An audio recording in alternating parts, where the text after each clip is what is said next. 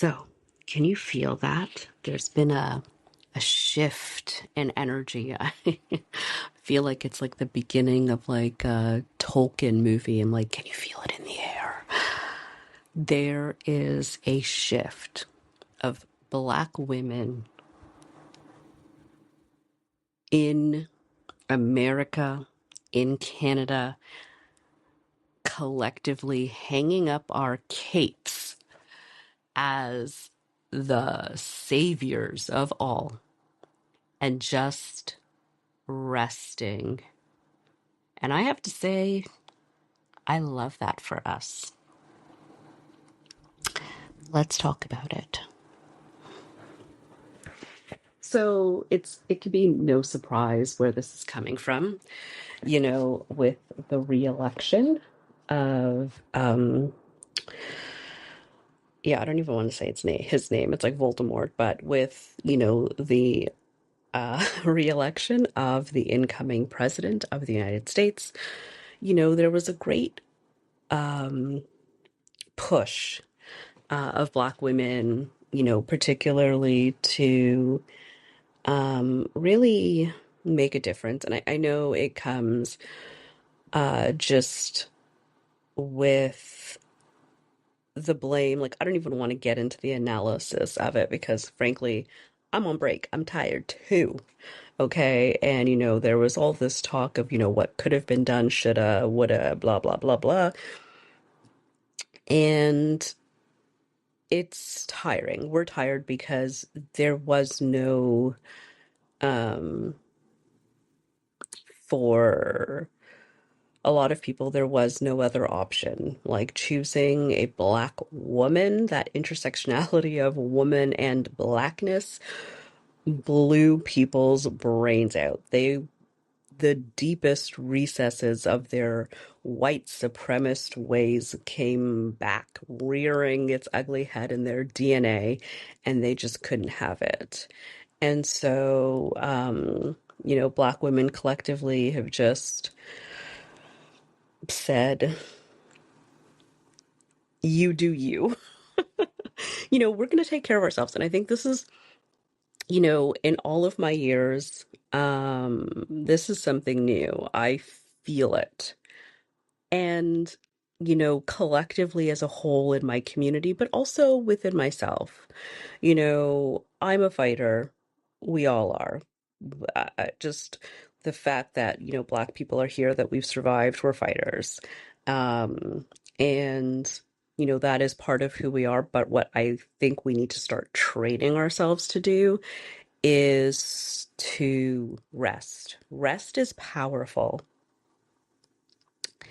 Taking care of ourselves and our community needs to be our top priority. And when we can take what I'm just excited about what is to come, because honestly, the fact that we are focusing our efforts inwardly, we can do amazing things. We're quite amazing. So I'm just really looking forward to this era of, Black woman rest, just resting. And, I did it. I took a break, a pause, away from the news, away from the consumption of all this, bad news, frankly.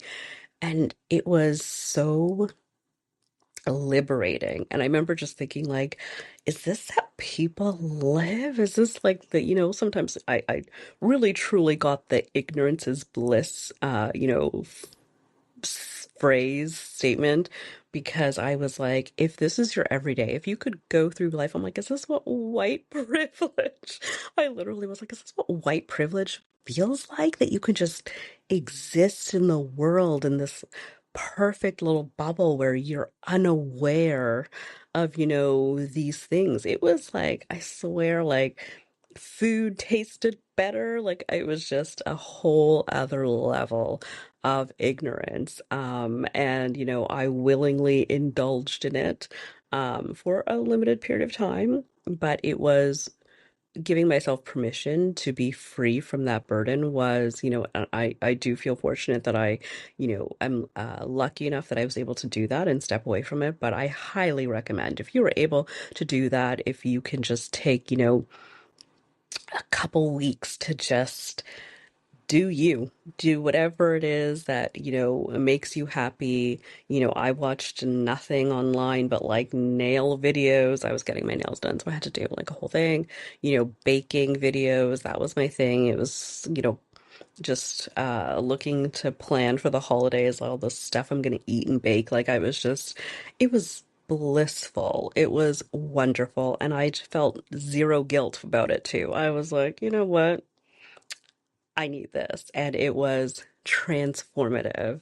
Um, got together with friends and just relaxed. And, these were Black women. I specifically reached out to my girls and, we had a let's just talk, uplift each other kind of moment. And it was magnificent. And so, what I particularly, so as excited as I am to see that, we have shifted gears to focus on ourselves, take care of ourselves, to let people, find out what happens when they fuck around, when they don't have, their support system, what's going to happen. So what's really, really interesting is that, you know, people have been coming looking at what, Black people are going to do about this mess. And, the sentiment of shrugging, it is what it is, has really enraged people. Now, I find that funny because, it's kind of a tough love moment where it's sort of a moment of you have to, at some point, let people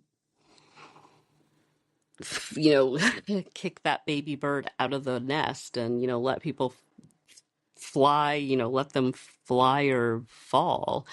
And I think we've gotten to that moment where people are, wanting to organize marches and, we are like, could, that's great. A march is a great idea. Let me know how it turns out. Um, but that is enraging to people because we're seen, Black women particularly, are always seen as these supporting characters. No, we have always been, let me say that again, we have always been the main character. You can't keep your eyes off of us because we have, like BDE, we have main character energy, MCE. That's it. History has tried, you have tried, white supremacy has tried to squash it, but you can't. You can't. When people say, oh, you have that star factor, you have it, the Black community has it. That's why you can't leave us alone. That's why even white supremacists, they hate us. They can't stop looking at us. They can't stop copying our dances and our hairstyles and our drip, okay? Because we have it. We have it. You can't bottle it. You can't replicate it. You can't, you know, um, copy it. You have it or you don't. And Black people have it. Don't hate. Don't hate. It's nothing to hate. It should be celebrated and appreciated. One of my favorite organizations, they always say there is a fine line. It's an Indigenous organization, and they say there's a fine line between appreciation and appropriation. And of course, colonizers going to colonize. They try to appropriate, but just give it some appreciation. There's no hate in just saying that's beautiful. Look at that beautiful woman. Look at the beautiful woman's hair. Look at her, Fulani braids. Look at those. But instead of just appreciating, you have to appropriate. You have to take, you have to try to replicate. And it fails. And it's funny because we think, I see things all the time that I have no business doing, that I have no business replicating. Not that I want to. I don't understand why. Well, I do understand why. It's white supremacy and the hatred and the belief that somehow turning something white and taking it away from, its original will make it somehow better instead of, you can't appreciate it because blackness in the mind of a white supremacist has no value.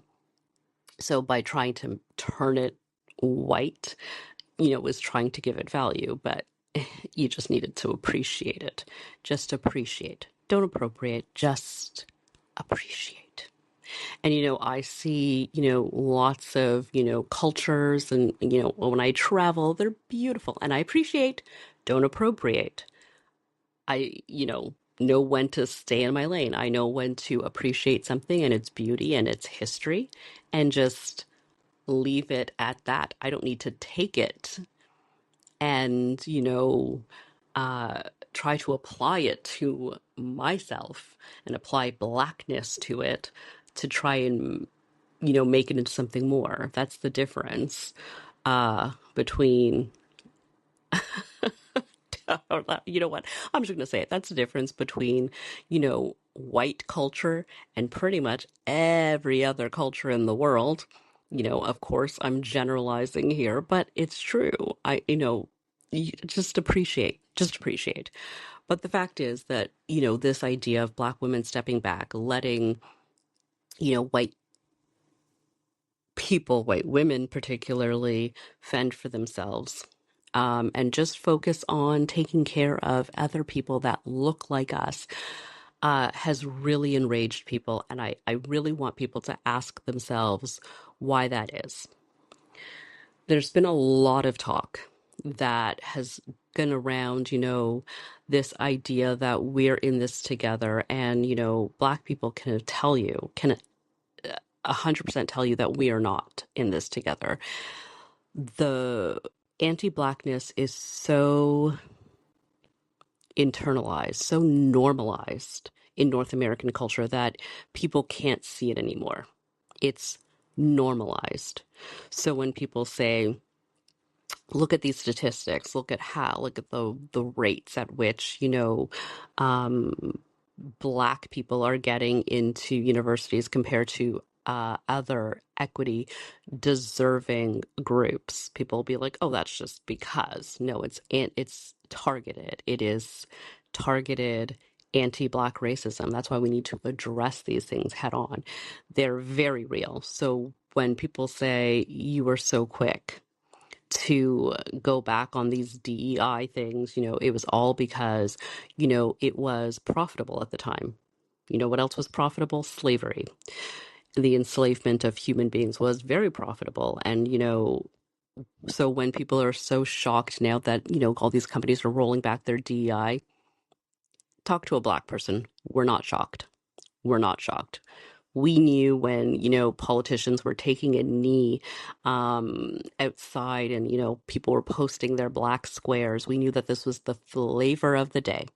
My Blackness isn't a trend. It is my reality. And it's wonderful. It's wonderful that people want to step up at the time, but I guarantee you that when I was looking at this, I was like, this is great for now, but I know that 99.9% of this is performative. And so when I talk about the work that I do and when I say that I can tell, when I genuinely reach somebody, I know the difference. I do this day in and day out. And when I see someone have that light bulb aha moment, and I know that I've set them on a true path of change and a journey of, understanding the barriers where they can't turn it off, where they can't turn back, it fills me with such pride because I can tell the difference. A lot of people can tell the difference. And so when, all these companies are like, oh, we're rolling it back, oh, whatever, I'm like, not surprised, not shocked at all. This was the flavor of the day, supporting Black people, was fashionable for a time. After the murder of George Floyd, people wanted to prove that they were, one of the good ones. I will dive into that later this season, because it goes both ways.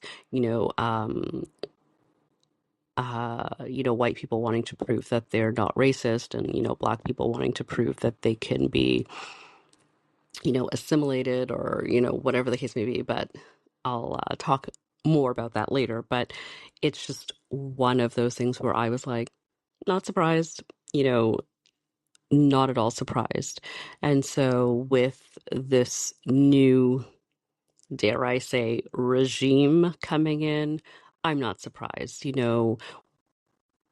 Black people talk about all the time how we're just, a stroke of a pen away from, you know, the enslavement of people becoming illegalized. The hate that I see in the world right now, I'm not surprised that, you can change the laws, but you can't change people's minds. And there are people that, listening to this, there are people that have Black friends, that have Black family members, that inherently believe